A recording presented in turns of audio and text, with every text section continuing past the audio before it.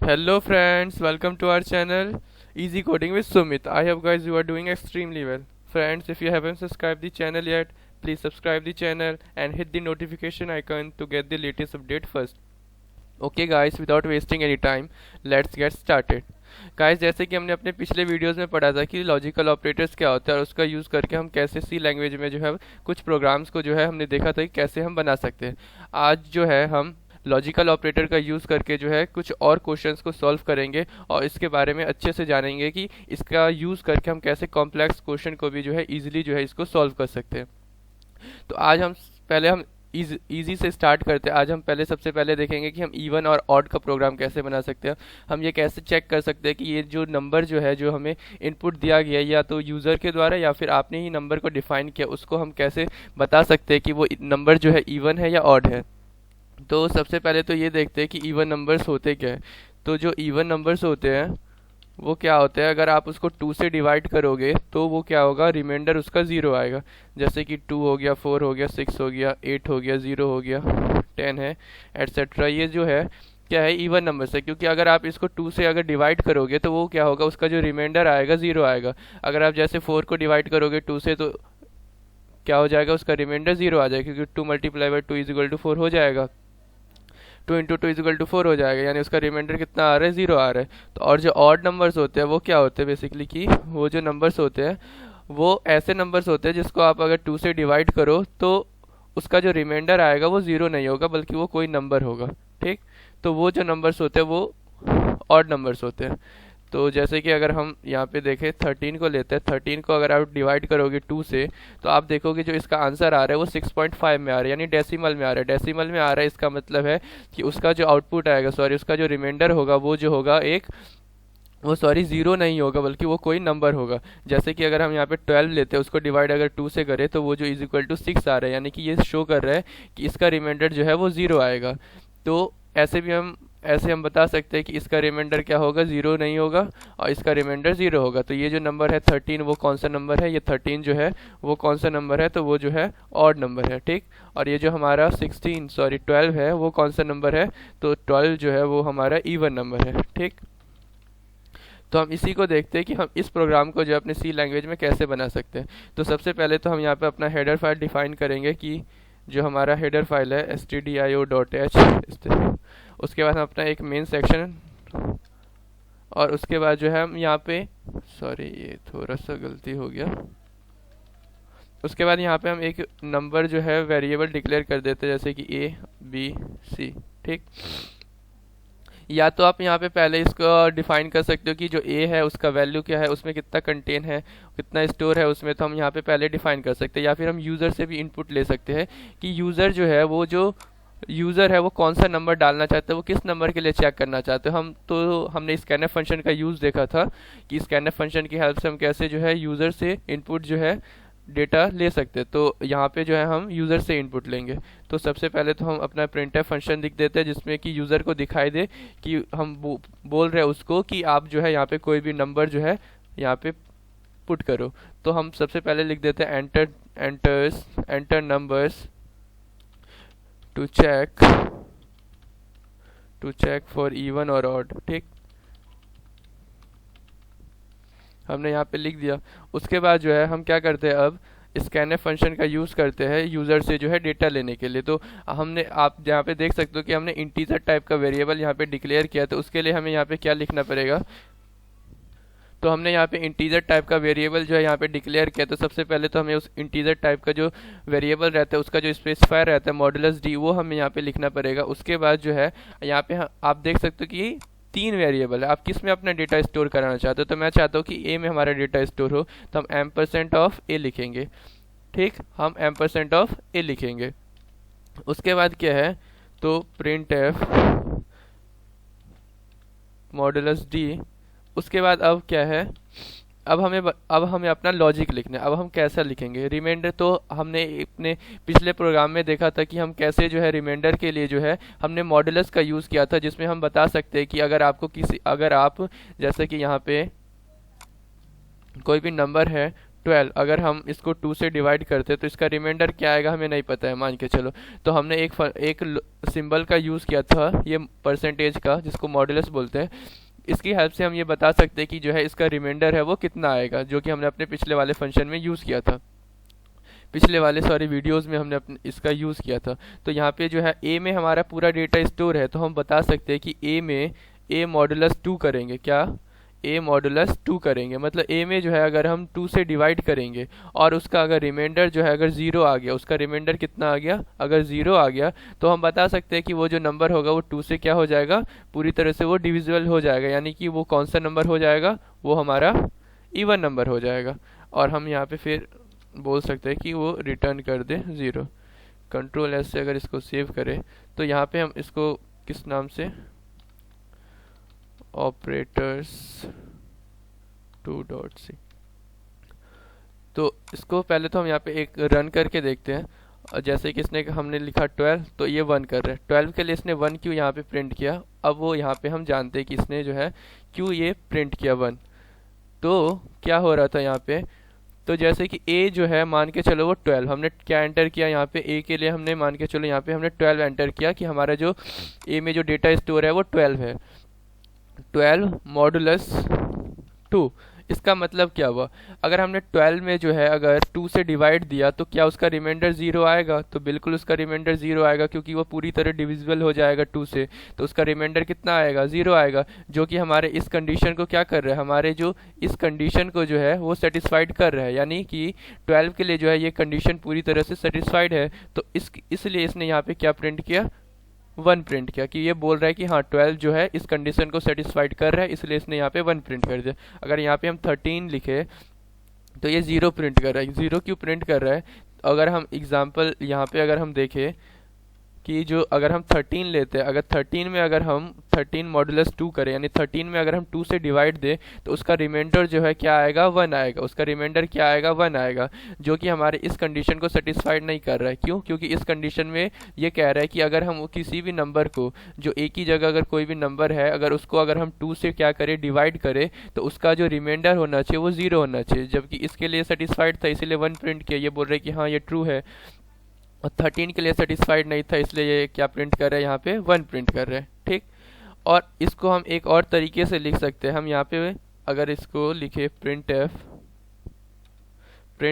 यहाँ पे हम लिख देते हैं मॉडुलस डी, और यहाँ पे हम लिखते हैं, ये तो पहला कंडीशन था जिसमें था a modulus 2 is equal to 0। अब हम यहाँ पे बोल सकते हैं कि अगर हम a में जो है मॉडुलस करें 2 से, क्या a में अगर हम 2 से डिवाइड करें और वो does not is equal to हो 1 के, क्या हो, does not is equal to हो 1 के, तो क्या प्रिंट कर दो, ये कंडीशन सेटिस्फाइड है। अगर अब हम इसको अगर रन करें तो 12 के लिए देखें तो भी ये 1 ही प्रिंट कर रहा है। अगर हम ये पहले वाले को कमेंट आउट कर दें तो ये अगर 12 के लिए, तो आप देख सकते हैं ये 1 ही प्रिंट कर रहे हैं। क्यों? तो यहाँ पे अब जानते हैं इसको, तो इसको मैं क्या करता हूँ, या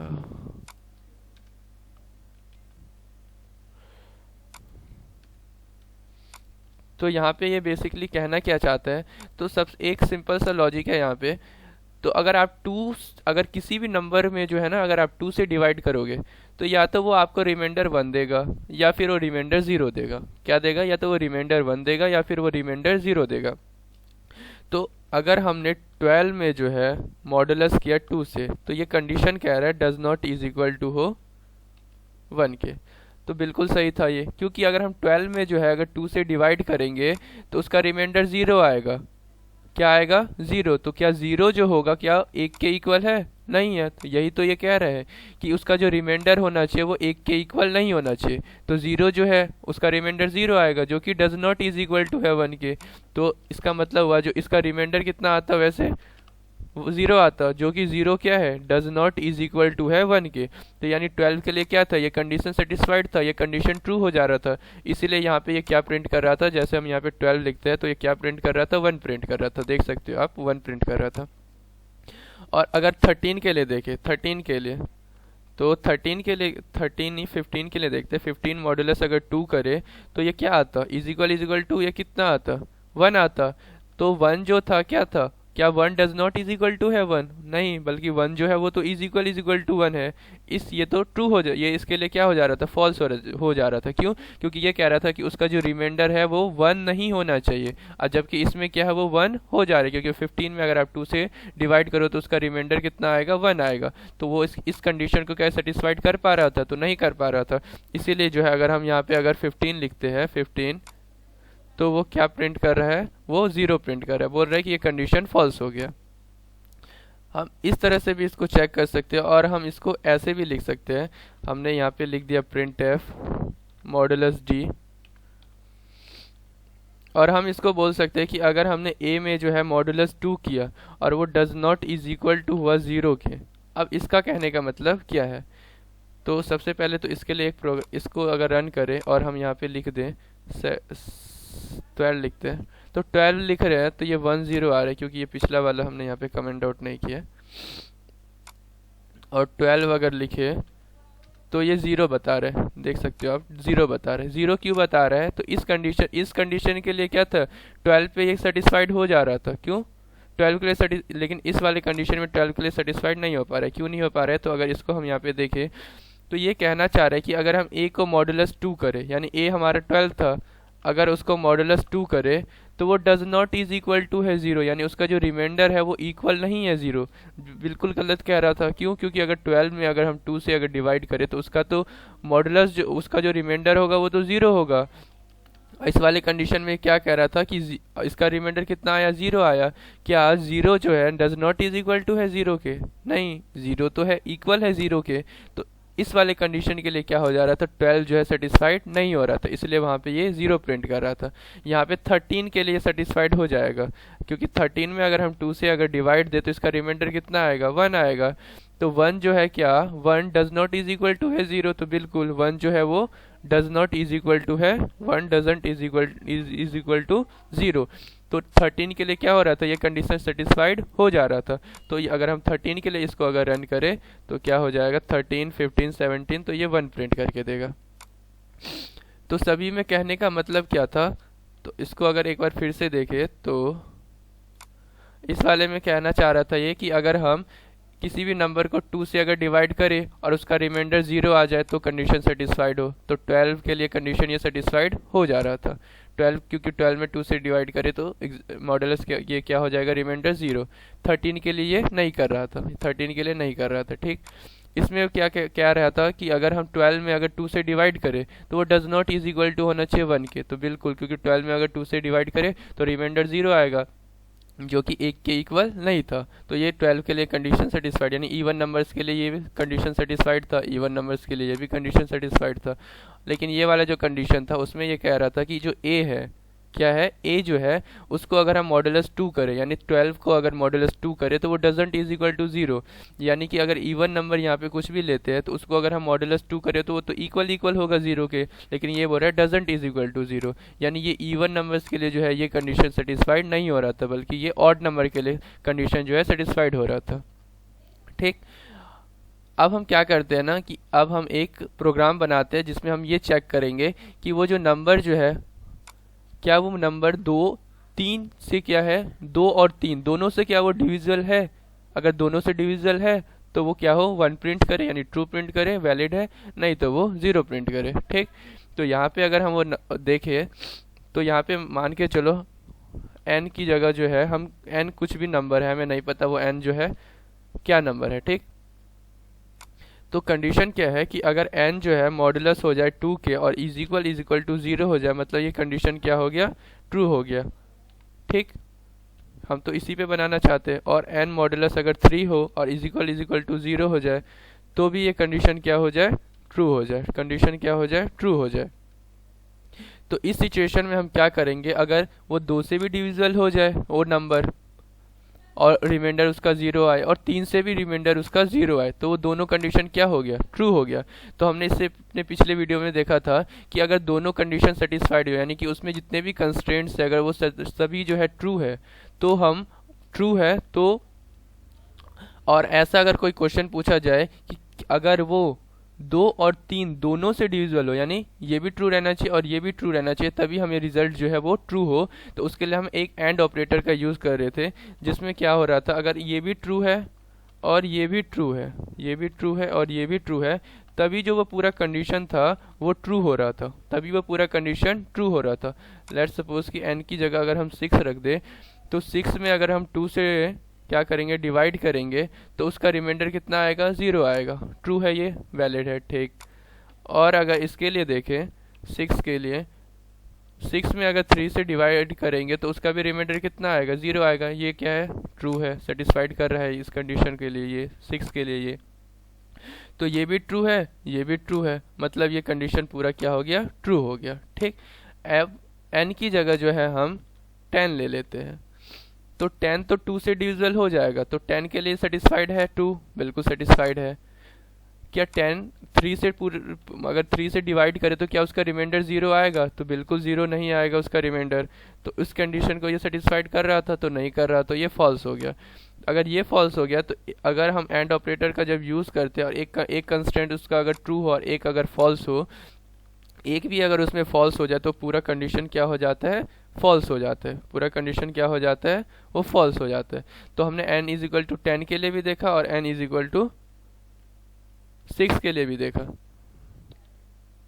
तो ये n इज इक्वल टू 6 के लिए था और ये n इज इक्वल टू 10 के लिए था। अगर हम इसी को अपने प्रोग्राम में बनाए तो इसको हम कैसे बनाएंगे, तो सबसे पहले तो मैं इसको कमेंट आउट कर देता हूँ, जो हमारा पिछला वाला प्रोग्राम था। अब हम यहाँ पे क्या करेंगे, सबसे पहले तो हमने printf मॉडुलस डी, ठीक, मॉडुलस डी, या तो वो 1 या फिर 0, ठीक। अब ब्रैकेट में इसको लिखते हैं तो ज़्यादा बेटर समझ में आएगा। तो हम किस में अपना डेटा स्टोर करा रहे थे, तो ए में, तो ए मॉडुलस 2 हो और इज इक्वल टू 0, यानी ए में अगर उस नंबर को 2 से अगर डिवाइड करे, उसका रिमाइंडर अगर 0 आए, तो कंडीशन क्या हो, ट्रू हो। एंड ऑपरेटर, एंड क्यों, क्योंकि इस 2 से भी होना चाहिए और वो 3 से भी होना चाहिए। ऐसा नहीं बोल रहे कि सिर्फ इन दोनों में से अगर वो किसी एक से भी अगर डिवाइड हो जाए और उसका रिमाइंडर अगर 0 आ जाए, तो वो क्या हो, ट्रू प्रिंट करना है। नहीं, वो बोल रहे हैं कि अगर 2 और 3 दोनों से अगर वो डिवाइड हो जाए, तब जाकर के हमको वो ट्रू वैलिड है ये प्रिंट करना है। तो हम क्या करेंगे, अब ए है, ठीक, मॉडुलस 3, यानी 2 से भी हो और 3 से भी अगर उसको डिवाइड करे और वो 0 प्रिंट कर दे, उसका रिमाइंडर अगर 0 आए, तो कंडीशन सेटिस्फाइड है। और अगर हम इसको रन करें, तो सबसे पहले हम यहाँ पे 10 के लिए देखते हैं, तो 10 के लिए बता रहा है कि 10 के लिए 0 बता रहे, ठीक, 10 के लिए 0 बता रहे। क्यों 0 बता रहे, क्योंकि अगर हम यहाँ पे अगर इसको देखें, तो 10 में अगर हम मॉडुलस 2 करेंगे, तो वो इज इक्वल टू 0 होगा, वैलिड है। तो ये कंडीशन क्या है, इस हिसाब से देखा जाए तो ये कंडीशन ट्रू था, ठीक। अब एंड ऑपरेटर है, अब 10 अगर मॉडुलस करे 3 से, तो क्या वो इज इक्वल टू है 0, तो नहीं, वो डजंट इज इक्वल टू है 0 के, वो does not is equal to है 0 के। तो इस कंडीशन में क्या हो जा रहा है, एक तो ट्रू हो जा रहा है उसका कंस्ट्रेंट, लेकिन दूसरा कंस्ट्रेंट उसका क्या हो जा रहा है, दूसरा कंस्ट्रेंट उसका फॉल्स हो जा रहा है, सॉरी, फॉल्स हो जा रहा है। तो अगर एक ट्रू हो एक फॉल्स हो और एंड ऑपरेटर है, तो पूरा कंडीशन क्या हो जाएगा, वो पूरा कंडीशन फॉल्स हो जाएगा। तो इसलिए इसने यहाँ पे क्या किया, 0 प्रिंट करके दे दिया।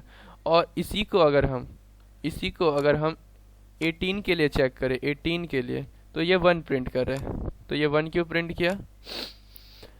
तो अगर इसको अब हम यहाँ पे देखते हैं, तो ये 1 क्यों प्रिंट किया, तो 18 में है, अगर हम 18 में मॉडुलस 2 करें, तो वो इज इक्वल टू 0 हो जा रहा है, ठीक, वो इज इक्वल टू क्या हो जा रहा है, 0 हो जा रहा है। तो इस कंडीशन के लिए क्या है, ये ट्रू है, ठीक।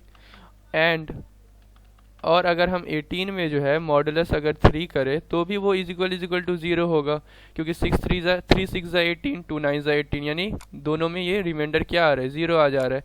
यानी हमारा इस सिचुएशन में क्या हो रहा है कि ये दोनों जो है वो ट्रू हो जा रहा है, दोनों कंस्टेंट क्या हो जा रहा है, ट्रू हो जा रहे हैं। तो ये क्या ट्रू प्रिंट करके देगा, क्योंकि इसके जितने भी कंस्टेंट थे सभी ट्रू थे। और कौन सा सिंबल लगा था, एंड ऑपरेटर, तो 18 के लिए इसने क्या प्रिंट करके दे दिया, आपको ट्रू प्रिंट करके दे दिया, ठीक। और अगर कोई हम नंबर डालते हैं जो कि ना 2 से वैलिड हो ना फिर 3 से प्रिंट हो जाए, जैसे कि 7, तो 7 तो ना 2 से होगा ना 3 से, तो ऑब्वियस सी बात है कि वो 0 ही प्रिंट करके देगा। क्यों? क्योंकि ये तो ना इसको सेटिस्फाइड कर पा रहा है ना इसको कर पा रहा है, तो इसलिए उसने क्या कर दिया, 0 यहाँ पे प्रिंट करके दे दिया। ठीक, अगर हम यहाँ पे और ऑपरेटर का यूज करते, कौन सा, और ऑपरेटर, तो क्या होता, तो इसको मैं अभी क्या करता हूँ,